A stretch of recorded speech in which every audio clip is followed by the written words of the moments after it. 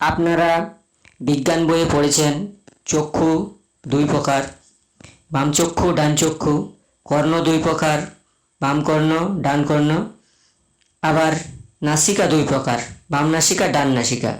কিন্তু আপনারা কি জানেন এই বিভাগগুলোর বিভিন্ন কাজ আছে?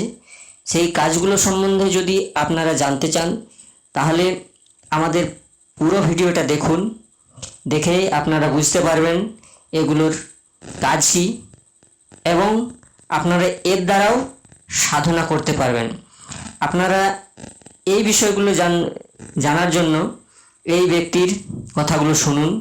ইনি বিখ্যাত ব্যক্তি, এইগুলো সম্বন্ধে বিশ্লেষণ করে দেবেন যেগুলি ভূত ভবিষ্যতে দেহতত্ত্বর কাজে লাগবে। নমস্কার।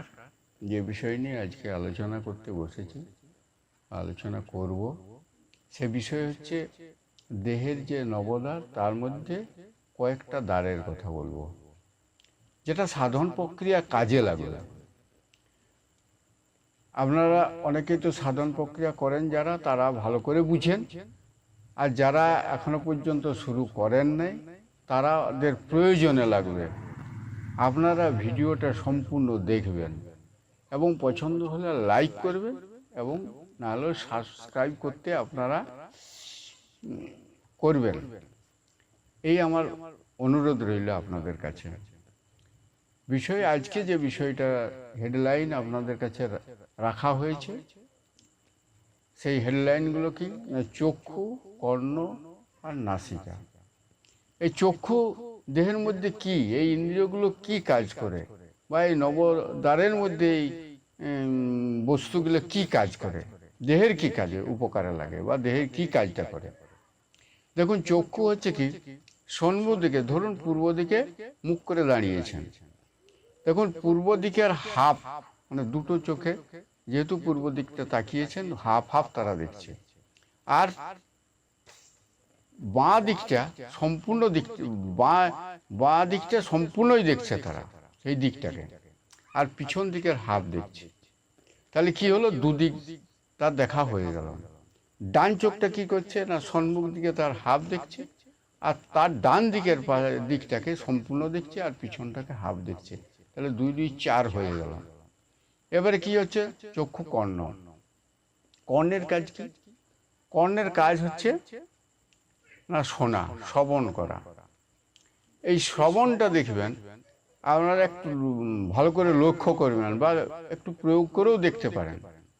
দেখবেন যে বাঁ দিকের কানটা যদি বন্ধ করেন, আবার সেই দিকটা যদি কোনো শব্দ করেন, দেখবেন শুনতে পাবেন না।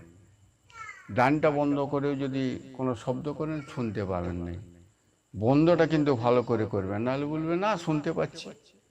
বাতাস, সাধন প্রক্রিয়ায় তো বাতাসটা কোনো মতে এই নবদ্বার বন্ধ করে সেই বাতাসকে দুটো নাকের মধ্যে পরিচালনা করে, নাসিকার মধ্যে পরিচালনা করে। তো এই দ্বারগুলো বন্ধ করে সাধন প্রক্রিয়া করতে হয়, নবদ্বার বন্ধ করে।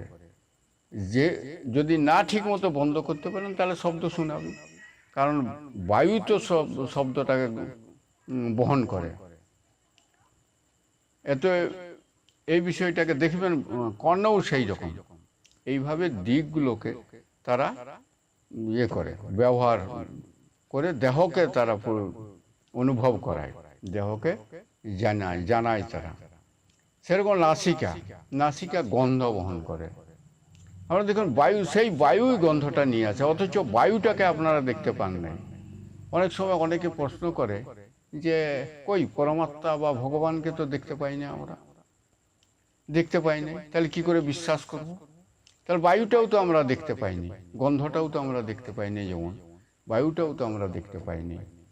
তাহলে সেই গন্ধটা কিন্তু বায়ু নিয়ে আসছে, এমনভাবে মিশ্রিত আছে, সেটা অনুভব করা যায় কিন্তু দেখা যায় না।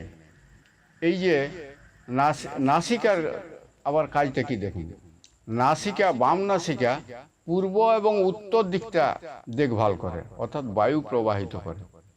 ডান নাসিকায় দক্ষিণ দিকটা আর পশ্চিম দিকটা বায়ু প্রবাহিত করে, অর্থাৎ বায়ু সঞ্চালন করে দেহটাকে সচল এবং রাখার জন্য।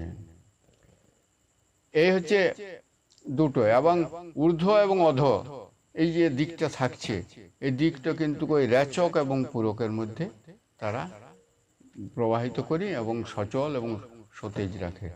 এই বিষয়বস্তু এতে শেষ আরেকটা নমস্কার করলাম এবং জ্ঞানী গুণীদের কাছেও আমি জানালাম নমস্কার জানিয়ে ভিডিওটা সম্পূর্ণ দেখবেন, সম্পূর্ণ না দেখে বন্ধ করবেন না, এই হচ্ছে বিষয়টা। এবং এরপরও আবার অনেক বিষয় রাখবো, সেগুলো আপনারা দেখবেন এবং সাবস্ক্রাইব করবেন।